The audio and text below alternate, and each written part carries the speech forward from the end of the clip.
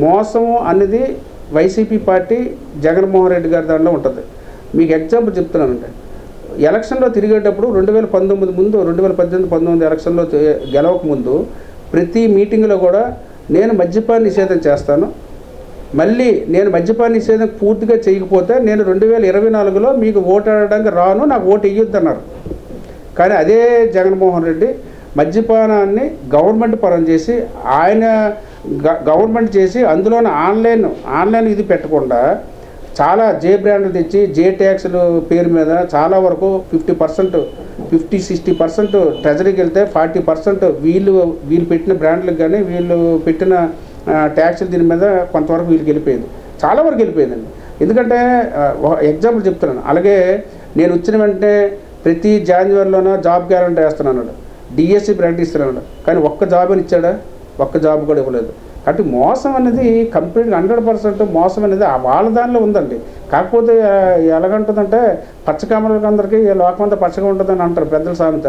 వాడు ఏంటంటే అందరూ మోసం చేయడం తెలుసానికి అదే మోసం జరుగుతుంది అనుకుంటాం.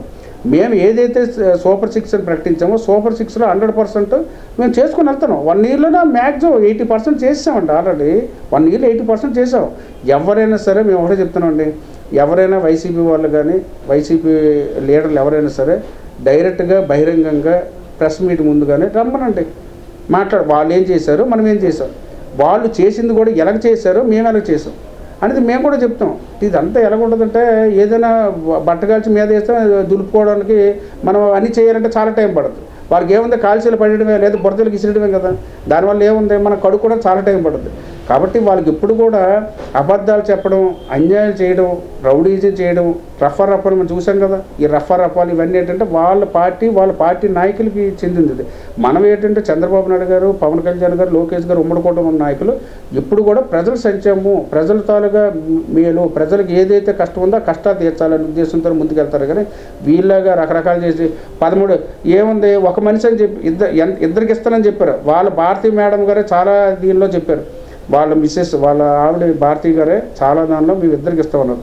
లాస్ట్కి ఒకరికి ఇచ్చారు. అంటే ఏంటి, ఇద్దరిలో చదువుకొని ఒకరికే చదివించాలా, ఇంకొకరు చదివించకూడదా? అంటే ఇద్దరు వాళ్ళ కుటుంబంలో శిక్ష పెడతారా? మా అమ్మ నన్ను చదివించింది, పక్కన నన్ను తమ్ముడు చదివించింది, అన్నీ చదివించలేదనో లేదా అన్నీ చదివించారు, తమ్ముడు చదివించారు, వాళ్ళు గొడవలు పెట్టాలా?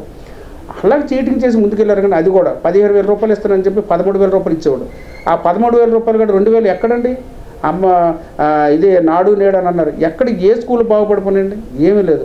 ఇప్పుడు చూడండి, మీరు కావాలంటే స్కూళ్ళన్నీ బ్రహ్మాండం చేస్తున్నారు లోకేష్ గారు విద్యా దీని మీద ప్రతి స్కూళ్ళు కానీ అన్ని స్కూళ్ళు డెవలప్ చేస్తున్నారు బ్రహ్మాండంగా. వాళ్ళు ఏది చెప్పడానికి ఉంది, వాళ్ళు అన్ని రకాలు చెప్తారు. మనకు అన్ని విషయాలు ప్రజలు కూడా తెలుసు. ప్రజలు అందుకే వాళ్ళని ఏదైతే మోసం చేసే పార్టీ అని చెప్పి 151 సీట్లోనే మధ్యలో 5 తీసి 11 ఇచ్చారు. 150 సీట్లు ఉన్న వ్యక్తి 11 సీట్లు పడిపోయారంటే వాళ్ళు ఎంత మోసం చేశారు ప్రజలకు అనేది ప్రజలకు అర్థమైంది, వాళ్ళకి అర్థం కాలేదు. కనీసం ఇప్పటికైనా వాళ్ళు తెలుసుకోవట్లేదు. మేము ఆ రోజుని ఏదైతే చేస్తామో అవన్నీ చేయలేదు, ఏదైతే చెప్పామో అది ఏమీ చేయలేదు, మేము మోసం చేసాము కాబట్టి 150-11 ఇచ్చారు. కానీ ఇప్పుడు ఈ విధానం మార్చుకుందాం, ఇక్కడ నుండి ప్రజల్లోకి వెళ్దాం, ప్రజలకు ఏం కావాలో చెప్పండి, లేదంటే ప్రజలు గవర్నమెంట్ నుండి మీకు ఏం రాలేదు మాకు చెప్పండి, మేము చెప్పి చేస్తాం అని సబ్జెక్ట్ పరంగా వెళ్ళాలి, చేయాలి. కానీ వాళ్ళకి ఎటువంటి, ఎందుకంటే చంద్రబాబు గారు వాళ్ళకి అవకాశం ఇవ్వరు, ఏ సబ్జెక్ట్ మీద అవకాశం ఇవ్వరు చంద్రబాబు గారు.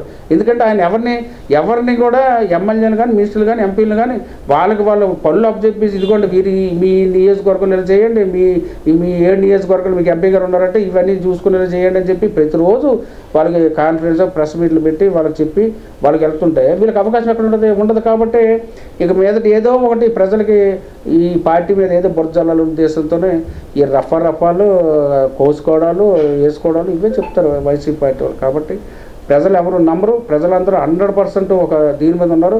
చంద్రబాబు గారే మా సీఎం, మళ్ళీ చంద్రబాబు గారే మాకు సీఎం. ఎట్టి పరిస్థితుల్లో ఈ తెలుగుదేశం పార్టీ 15 సంవత్సరాలు ఎట్టి పరిస్థితులు ఉంటుందని చెప్పి ప్రజలే చెప్తున్నారండి. మేము ఇంటింటికి వెళ్ళాం కాబట్టి మాకు తెలుసు, వైసీపీలు ఇంటింటికి వెళ్ళలేదు కాబట్టి వాళ్ళకి తెలియదు. మేము ప్రతి ఒక్కరు కూడా ఇదే చెప్పారు, చంద్రబాబు గారు ఉండాలి బాబు, చంద్రబాబు గారు అంటే మా మంచి జరుగుతుంది, చంద్రబాబు గారు ఉండాలి బాబు మా పిల్లలు బాగుపడతారు, చంద్రబాబు ఉండాలి బాబు మన ఏరియా బాగుపడుతుంది, అభివృద్ధి అంటే చంద్రబాబు ఉండాలి బాబు అనేది అందరూ చెప్తున్నారు. కాబట్టి వైసీపీ పార్టీ వాళ్ళు వాళ్ళ గాలి మాటలు, వాళ్ళ బురద మాటలు ఎవరో నమ్మరు.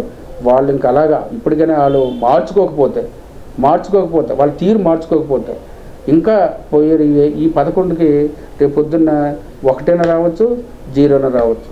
కాబట్టి మార్చుకోమని వాళ్ళకి మనం చెప్పడం జరుగుతుంది. Thank you.